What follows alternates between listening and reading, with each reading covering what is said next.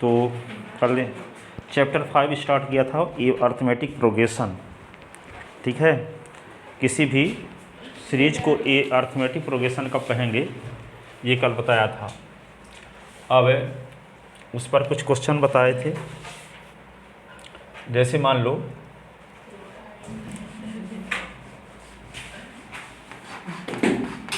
कोई AP arithmetic progression को short में एपी लिखने की परंपरा है। जैसे अर्थमेटिक प्रोग्रेशन कहलाता क्या है, जैसे मान लो यहाँ है 5, 10, 15, 20, 25, 30, 35। देखो यहाँ पे इस सीरीज में हम देखते हैं कि जो नेक्स्ट टर्म है प्रीवियस टर्म में 5 ऐड करने से 5 फाइंड हो रहा है ना। इनमें 5 ऐड करेंगे तो 10 आ गया, 10 में 5 ऐड करेंगे तो 15 आएगा, 15 में 5 ऐड करेंगे तो 20 आएगा। इसका मतलब ये हुआ कि सक्सेसिव टर्म का जो डिफरेंस है क्या है, सेम है। इसमें से इसको सब्ट्रैक्ट करेंगे तो 5 आएगा, इसमें से इसको सब्ट्रैक्ट करेंगे तो 5 आएगा, इसमें से इसको सब्ट्रैक्ट करेंगे तो 5 आएगा, इसमें से इसको सब्ट्रैक्ट करेंगे तो 5 आएगा, ठीक है। तो सक्सेसिव टर्म का जो डिफरेंस है क्या है, सेम है। तो जिस सीरीज में सक्सेसिव टर्म का डिफरेंस सेम होता है उस सीरीज को हम क्या बोलते हैं, अर्थमेटिक प्रोग्रेशन बोलते हैं। क्या बोलते हैं, अर्थमेटिक प्रोग्रेशन। और उसके फर्स्ट टर्म को डिनोट करते हैं ए से और उसके कॉमन डिफरेंस को डिनोट करते हैं डी से, ठीक है। तो डी इज इक्वल टू यहाँ पे क्या होगा, सेकंड टर्म। जनरली हम second term minus first term, ये सेकंड टर्म को A2 से डिनोट करेंगे और फर्स्ट टर्म को A1 से। सेकंड टर्म क्या है यहाँ 10, तो डी इज इक्वल टू क्या होगा 10 माइनस 5, तो डी इज इक्वल टू क्या हुआ 5। यदि आप कोई भी दो टर्म का डिफरेंस निकाल सकते हो, जैसे मान लो यहाँ पे कोई ज़रूरी नहीं है कि आप A2 माइनस A1 ही करो, A3 माइनस A2 भी कर सकते हो। डी इज इक्वल टू हम क्या कर सकते हैं A3 माइनस A2, तो D is equal to A3 क्या है 15 माइनस 10, तब भी 5 आ रहा है देखो, ठीक है। यहाँ पे A4 माइनस A3 भी कर सकते हो डी इज इक्वल टू, तो D is equal to A4 क्या है 20, 4 यानी फोर्थ टर्म, A4 का मतलब फोर्थ टर्म, ठीक है। अब 15 यहाँ पे 15 तब भी क्या आएगा, डी इज इक्वल टू 5 ही आएगा, है ना।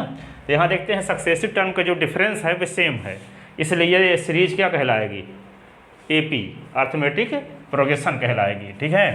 अब यहाँ पे देखो, जैसे इस एपी सीरीज का कोई आपसे पूछे कि तीसरा टर्म क्या आता है, देख करके गिन के बता दोगे, पहला दूसरा तीसरा, तीसरा पद 15 है, ठीक है। कोई आपसे कहे पाँचवा पद क्या है, तो गिन के बता सकते हो कि 1, 2, 3, 4, 5, 25 है। पर ये कहा जाए कि इस सीरीज का 20वां टर्म क्या होगा, तो क्या करोगे, एक तरीका ये है कि सीरीज को 20 बार लिखो, जब तक 20 बार गिन करके, तब 20वें नंबर में देख के बताओ कि 20वां टर्म क्या है।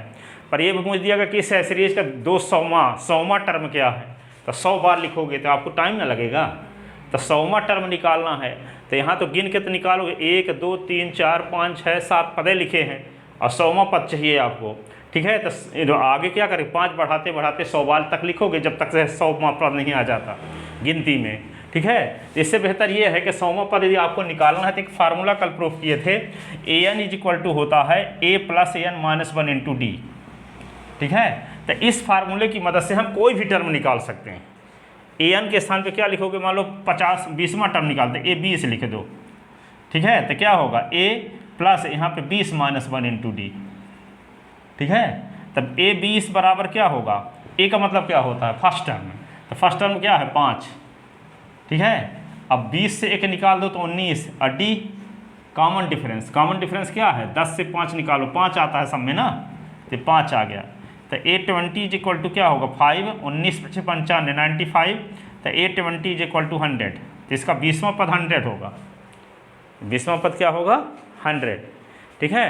जैसे मान लो आपको 7वां पद निकालना है तो क्या लिखोगे, an इज इक्वल टू यही फार्मूले में a plus n minus 1 into D, तो A7 लिख दोगे यहाँ, तो a plus 7 minus 1 into D, तो A7, तो यहाँ a के स्थान पे क्या लिखोगे 5, ये होगा 6d, तो A7 इज इक्वल टू 5 और 6, डी की वैल्यू क्या आ चुकी है, डी की वैल्यू क्या आ चुकी है 5, ठीक है। तो यहाँ पे A7 इज इक्वल टू 5 और ये 30, और 30 और 5 तो 35, 7 नंबर में टर्म क्या है गिन के देखो, 1, 2, 3, 4, 5, 6, 7, 35 है, और इस A7 की मदद से भी 35 आया, ठीक है। इसका मतलब कि यहाँ पे देखो, गिन के भी देखो तब भी 7वें नंबर में 35 है, और फार्मूला लगा के निकालते हैं तब भी 7वें नंबर में 35 ही आ रहा है। इससे ये प्रमाणित हुआ कि हम किसी भी कोई पर्टिकुलर टर्म निकालना हो किसी AP का तो कौन सा फार्मूला अप्लाई करेंगे, an is equal to a plus n minus 1 into D. यदि मान लो 50वां टर्म निकालना है तो n के स्थान पे 50 रख दोगे, 100 टर्म निकालना है तो n के स्थान पे 100 लिख दोगे। तो यहाँ पे क्या फार्मूला बन जाएगा, a 100 इज इक्वल टू होगा a plus 100 minus 1 into D. ठीक है, तो a 100 इज इक्वल टू क्या लिखोगे, a प्लस 99d। आई और डी की वैल्यू पता है, इसकी मदद से आप a 100 निकाल सकते हो, 100 टर्म निकाल सकते हो कि नहीं, समझ में आया। तो क्या करोगे, कोई भी AP सीरीज है उसका कोई पर्टिकुलर टर्म कैसे निकालेंगे। ठीक है, तो यहाँ पे जैसे एक सिंपल क्वेश्चन लेते हैं ताकि आपको बात समझ में आ जाए। तो फाइंड दी, लिखो question, find the 4th term, 10th term,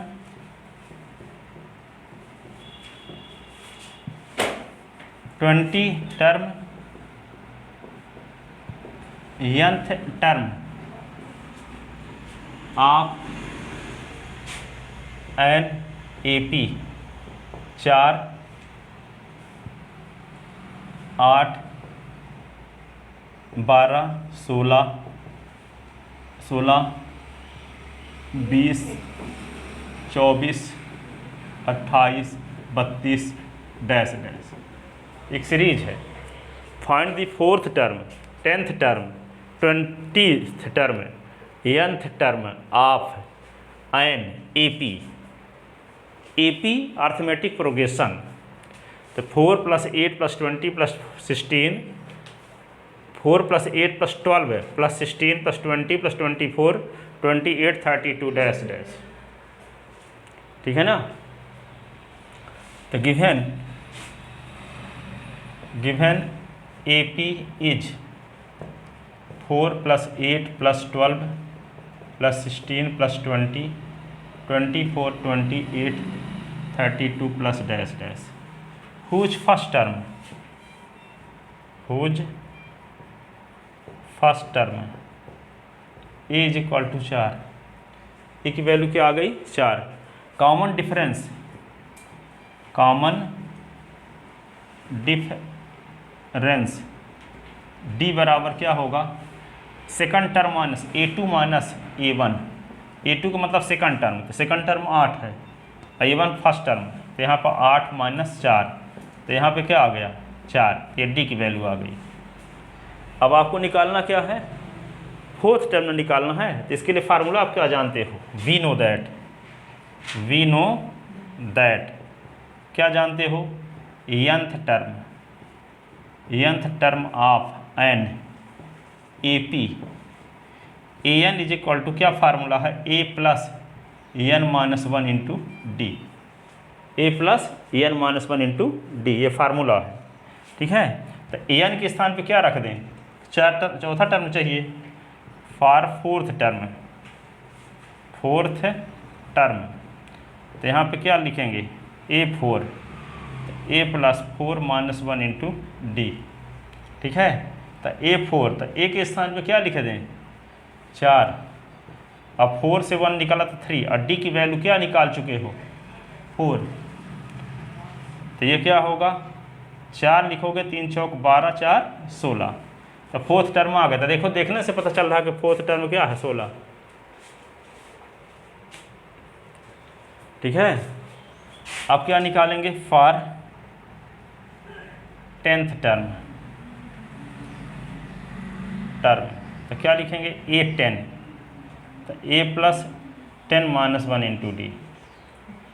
ठीक है, A के स्थान पे क्या लिखोगे 4, 10 से 1 निकला तो 9, और डी की वैल्यू आपको पता है 4, तो 4 लिखोगे, 9 चौको 36, 36 से 4 40, ये आ गया A10। अब क्या निकालना है आपको A20, क्या फार्मूला होगा A + 20 - 1 इंटू डी। A20 तो क्या लिखोगे A + 19d, A20 एक स्थान पे क्या लिखोगे, एक स्थान पे 4, 19 इंटू डी की वैल्यू क्या है 4, ठीक है। तो 820, 19 चौक 76, 76 और 4 80, तो 820 बराबर 80 हो गया, 20वां पद, ठीक है। अब क्या निकालना है आपको, nth टर्म।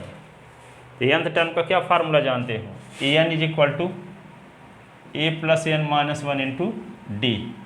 तो an is equal to A की वैल्यू क्या रख दोगे, ए की वैल्यू 4 रख दोगे, तो 4 रख दिए, फिर n रहेगा, n को कुछ पता ही नहीं है क्योंकि nth टर्म तो निकालना है, और डी की वैल्यू क्या है 4, तो an इज इक्वल टू होगा 4 और प्लस 4an माइनस 4, 4 से 4 कट गया, तो an इज इक्वल टू क्या होगा 4n, ये nth टर्म है an।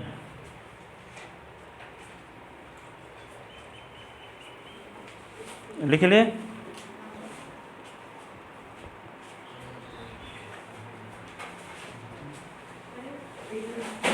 देखो किताब